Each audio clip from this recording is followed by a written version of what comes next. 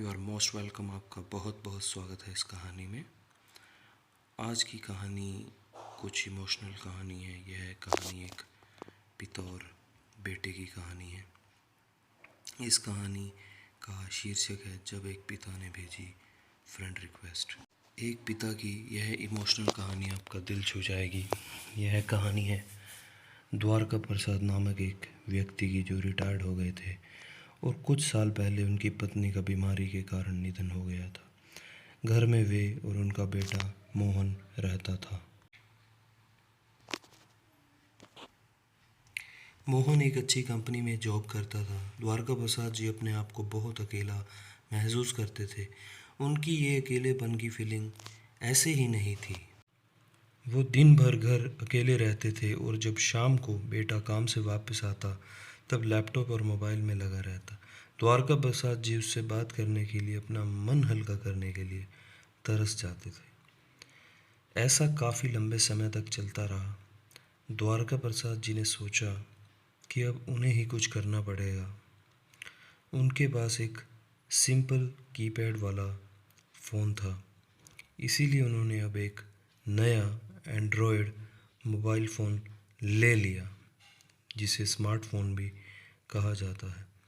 इस फ़ोन में उन्होंने अब सोशल मीडिया का यूज़ यानी प्रयोग करना सीखा।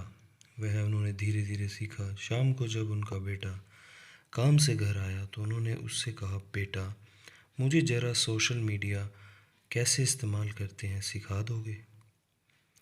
मोहन उस रोज़ चिड़चिड़ा सा नज़र आ रहा था। उसने अपने पिता को कहा कि मैं यहाँ इतना थक हार कर काम से लौटा हूँ और आप को कुछ नया सीखना है। आप मेरे बारे में तो बिल्कुल भी नहीं सोचते। जाइए आप और मुझे थोड़ा आराम करने दीजिए। द्वारका प्रसाद जी अपने बेटे की बातें सुनते रहे और वे कुछ न बोल पाए। उन्हें अंदर से बुरा तो बहुत लग रहा था, लेकिन फिर भी उन्होंने अपने आंसू रोक रखे थे। ऐसा बहुत बुरा लगा उन्हें। अगले दिन सुबह द्वारका प्रसाद जी ने अपने पुत्र के लिए अपने उसके मनपसंद का नाश्ता बनाया। नाश्ता करते हुए बेटे का मूड अच्छा लग रहा था, इसीलिए द्वारका प्रसाद जी ने फिर से अपने बेटे से कहा कि बेटा, मैंने सोशल मीडिया पर अकाउंट तो पड़ोस के एक लड़के से बनवा लिया है।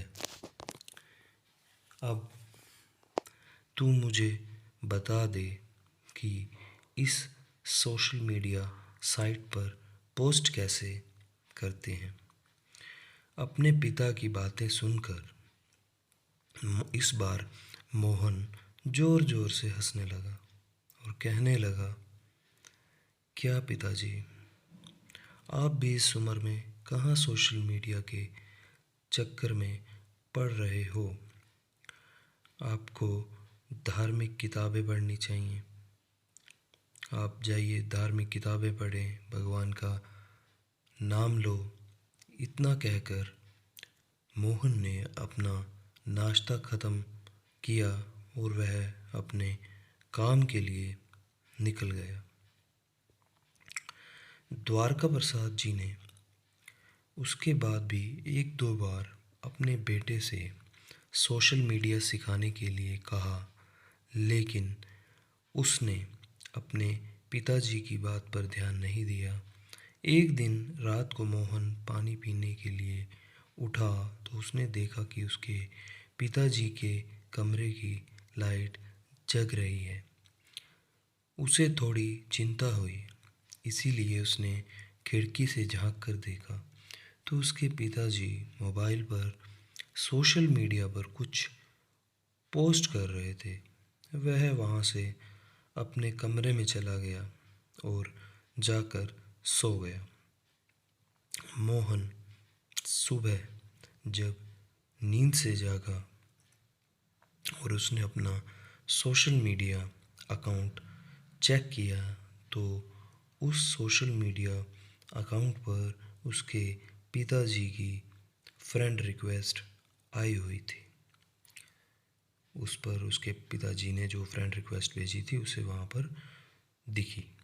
तो फ्रेंड रिक्वेस्ट को एक्सेप्ट करने के बाद जब मोहन ने अपने पिताजी का सोशल मीडिया अकाउंट चेक किया तो उसमें सबसे पहले जो पोस्ट थी उसमें मोहन की बचपन की फ़ोटो डाली हुई थी और लिखा था हैप्पी बर्थडे बेटा।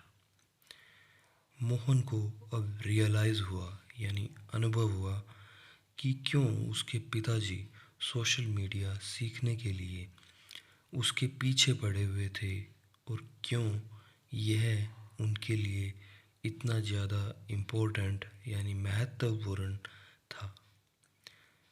इससे मोहन की आंखें नम हो गई।